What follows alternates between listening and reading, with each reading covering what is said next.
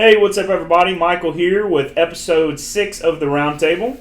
With me this week, Jeremy Lang, Caleb Musser, and it's been a while since we've done one. What's been going on? Race week, Charlotte. We were at Charlotte this week. It's always fun being home racing. It's juggling family and racing is always fun, but I think we all did a good part this weekend, and Michael and Wally called a good race and good strategy going in the race and came out with the 29th place finish, which is our best finish at Charlotte Motor Speedway for our driver and for our team, so all positive coming out there. I think our guys like going to Charlotte because it's kind of the best of both worlds. You're at the track, getting to have fun racing, but at the same time, that night you get to go home, see your family, see your kids for some of them. So it's kind of the best of both worlds. Kind of wish we could race at home more or near home more often, but it's part of the big circuit. So, but like I said, 29th place finish. That is team best and driver best. That's awesome for both of us. Really exciting. We also had some cool guests this weekend at the track with us. Yeah, that's true. We had E6 and Thrivent there. Had a good time hanging out with those guys. I think they had a blast. Kind of seeing behind the scenes, both on practice and on race day. So that was good. Definitely enjoyed hanging out and spending time with those guys. And we also had 7-foot Cody Zeller in the pit box, which was always fun to see. And realize how small you are when you're walking next to a 7-footer. Yeah, it was just like looking it's straight hard up to the hide whole time. 7 feet. You can't hide height. Yeah, as the second shortest guy on the team, it's kind of hurt my neck all night to look up at him. Yeah, I realized I was talking to his stomach half the night. And I was just going to talk, and if he hears me, he hears me. If not, he doesn't. It's also hard to hear up that high. Yeah. It doesn't quite reach us. Yeah. No, we had a lot of fun. It was glad to have him there. We had Michael and I had met him back in June at the Kalo Fan Awards. He was one of the nominees of the sports category that Michael was presenting. And we've kept in touch since then, and luckily the schedules worked out with his preseason game was the night before and the night after, or last night, and he was able to show up at the race on Saturday, which was great, and he had a real good time. It was his first race. It was great to see a guy from Indiana who plays here for the Charlotte Hornets come to the race and be our guest. It was a lot of fun to have him there. Yeah, he was such a cool, kind of just laid back guy. Yeah, a lot of fun to just hang out with. It was it was fun being up there talking with him and Wally and Bob just about all the different variables of going to racing versus basketball. And he was asking Wally a lot of questions, and Wally was asking him a lot of questions, and Bob was asking him questions about playing against Dirk Nowitzki, and because Bob being a Dallas Mavericks fan, and it was with the connection there also of with Cuban being from Indiana going to IU, which is where Cody went. It's funny to me that Cody's got 2 brothers, all 7 feet tall. Yeah. I don't know what's in the water up there in Indiana, but that small town that he's from got something. So it was, but it was good to have him there. It was. He had a lot of fun. We had a lot of fun. Overall, good weekend. Yeah, it was. It was. And like you said, we had E6 and Thrivent there. They were fun to hang out with. Just kind of got some cool shirts when they came down, and E6 definitely treated us well, giving us a bunch of free stuff, and we actually passed some of it on to the media and stuff like that. So it's fun having those guys down, and then the Thrivent people, they're always fun to hang out with. Yeah, it's good. It's good to have partners that you enjoy being around, and they feel a part of the family, and we treat them like that. So it's important for us to have partners that are engaged and part of our team. And then talking about sponsors, we've got one back on the car this weekend for Talladega who we haven't had in a while. Jordan Truck Sales is back on the hood this weekend for Talladega.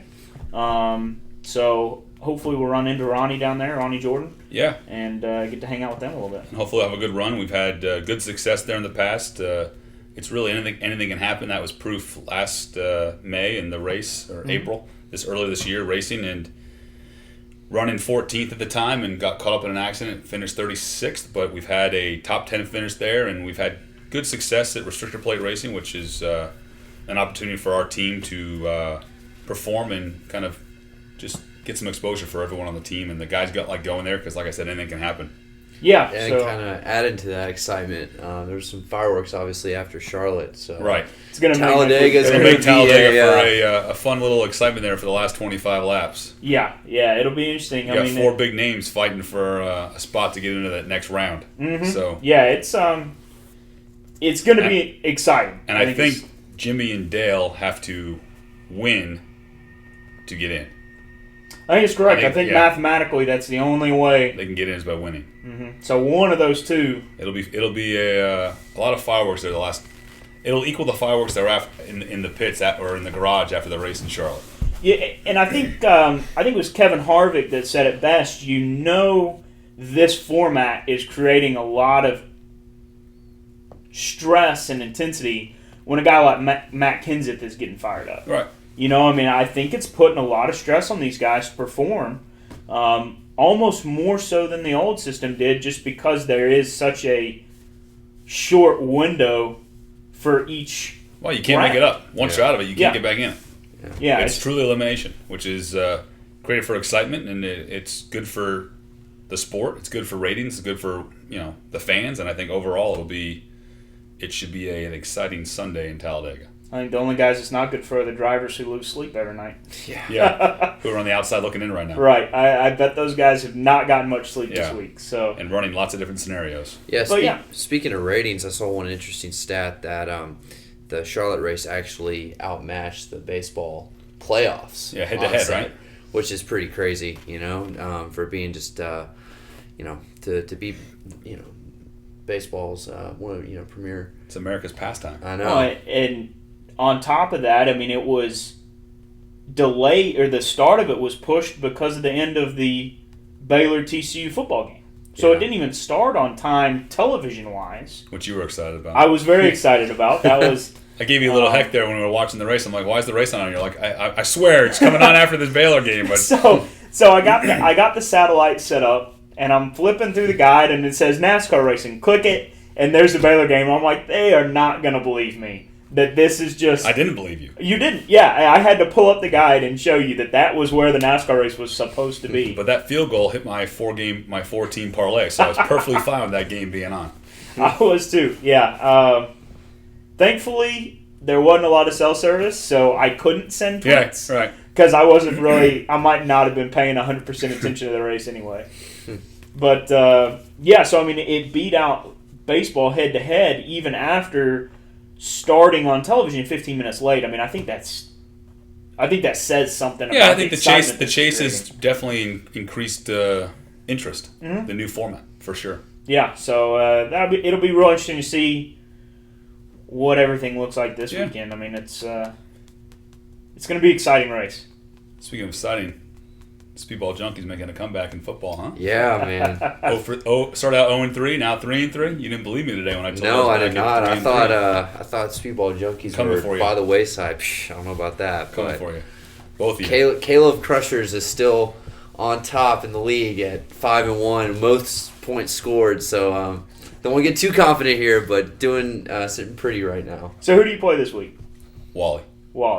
So that's a win. I'm 4-3. I've already knocked Rocky down 4-3. So I play Todd. You're gonna lose. So you'll be tied with me next week. First place. I need Brian to lose, and I got first place locked up. No. And away we go. What do you want to bet, Caleb? What do you want to bet? Oh man. Where are we? So you're sitting 5th overall. One game out of first in my division. One game out of first behind me, so we'll be tied next week. What's the tiebreaker though? Because I don't think it's head to head. I think it's. It could be head to head or division. It could be points. I think it's points. We'll have to look at it. It won't matter because I won't be tied. And if that's the case, I've got you beat in both categories. So. The good part is it's only 7 games into a 13-game season, so we got 6 more to go after this one. Yeah, we'll go head to head again too. So. Who do you play? Playing Don. Oh yeah, that'll be a win too. Hawkeye has kind of fallen by the wayside, like his Seahawks. Yeah, really have. Talk about the Seahawks. Dallas beat them last week. Well, so the Chargers. So he's 0-2 against teams that are by fans of people at LFR. So that's all right. So that's a good one. Before we go, you want to tell everyone where they can buy these shirts? Yeah, so in case you haven't noticed, if you haven't been paying attention, Too Distracted by Jeremy, Caleb and I are wearing the new Thrivent shirts. These are for sale. If you go to e6apparel.com/Thrivent, in the bottom right, there will be a box that you can click.